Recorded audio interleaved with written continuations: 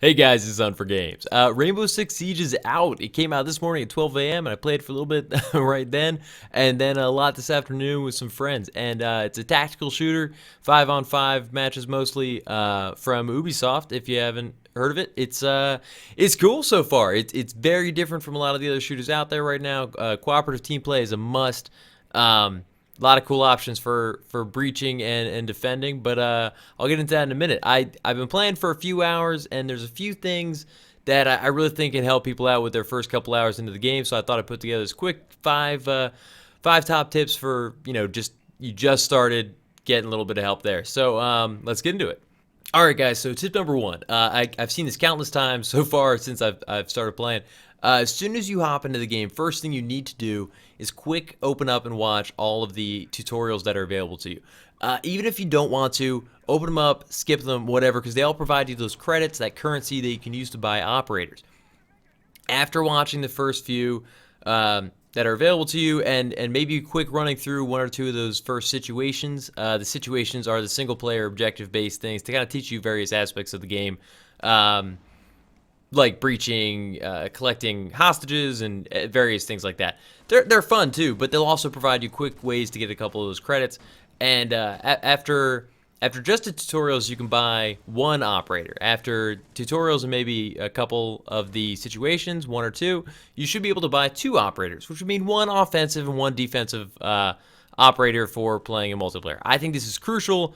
The recruit's not bad, but being able to choose what abilities, what tools and assets you go into the matches with, I think is one of the more fun aspects of the game, and crucial to your strategy both offensively and defensively. Anyway, so that'll take like no time at all to watch the tutorials, especially if you skip them entirely. Although they are useful for explaining how parts of the game work. If you haven't played any of the betas, you're totally fresh to it entirely. So I encourage you to watch them because they are well done. But skip them if you want, just get the points.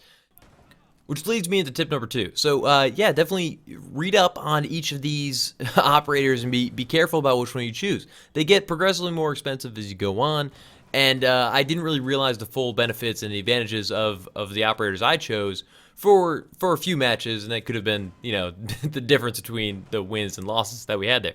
For instance, the bandit has an electrification tool that it can apply to various objects. I thought it was only applicable to the metal protective wall, the enhanced wall protection to make them totally impenetrable. It is also applicable to what's it called, the barbed wire, which a lot of you might be saying like, idiot, how do you not know that? And sure, but I didn't know, and I'm saying there's plenty of opportunities for all the operators to have various applications of their tools and uses that you may or may not know about. So read up on all of them, make sure you understand what it's capable of, and if it's what you want to be using.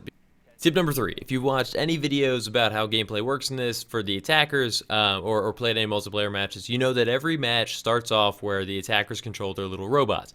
You can roll around, scope out the situation, see if you can find out where the enemy is and where your objectives might be. What a lot of teams don't seem to realize is that if your camera is not destroyed, there's no reason you can't use it again once the match starts. This includes if you guys just nobody can find the objectives, nobody found the enemy, and you're just kind of hanging out. You're like, I guess we didn't find them. Let's just kind of like run around. We've got a general idea because we looked everywhere else. They've got to be in this building. But you could just pick up that robot again, quick, run them in, and see what's going on. Remember, in this game, knowledge really is power. That means positioning, defenses, objective locations. If you go in blind, even with a great coordinated breach, without understanding what's on the other side, you're at a heavy disadvantage. So use those cameras to the best of your ability. If that means taking 30 seconds, just saying, hey guys, wait 2 seconds. Let's quick scope this out. We couldn't find the objective. Let's see if we can find it real quick with the cameras. Or if it means putting them in position later to even if you find the objectives, if you put them in a position where they can be utilized again to scope out the room you're about to enter, to look down hallways, to try and find out what is going on with the enemy, that's going to be a huge advantage to you later in the match. So try to keep them alive during that initial point if you can. I know it's easy to want to run around and try and get a shot of everything that you can, see what's going on, but if you can keep that camera alive, it could be a real help to you later. So tip number 4, do not forget about the vertical entry points, both as an offensive and defensive player. I don't mean roping in through the windows. I mean those hatches on the floor, the squares that are just kind of blank material that can be fully destroyed. These are a nightmare from a defensive position because if they're destroyed, the attackers have a higher vantage point, and they can attack you from relative safety. They can throw flashbangs, they can throw grenades.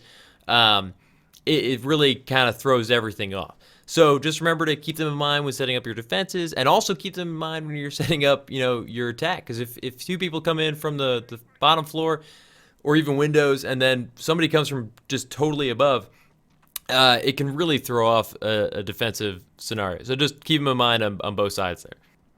All right, so last but not least, tip number 5. Almost everything in this game is destructible to some extent. Even if you can't fully breach a wall for movement, you might be able to breach it enough that you could totally shoot through it, or create a hole large enough to support the team with cover fire. Usually, you can create massive gaps for line of sight that you can just take out enemies from. This goes for some floorboards as well. Be mindful of the materials that craft your surroundings. If it's not concrete or brick, it's probably destructible. And whether or not they can breach through that location, they can still shoot you. And honestly, that's usually all that's required. Alright guys, that's it for my top 5 early tips for Rainbow Six Siege. I really just wanted to get these out as close to launch as possible because they would have really helped me. I just wish I'd known this stuff when I first started. It could have helped my first few matches quite a bit. Definitely leave in the comments if you got other tips for early players or more advanced tips. I'll probably follow this up with another video with more advanced tips at some point when I've learned those advanced tips. I've only been playing for a few hours. Definitely like the video if you liked it, and please subscribe if you're new here. I've got plenty of content coming every week, and hope to see you guys in Rainbow Six Siege. Thanks for watching.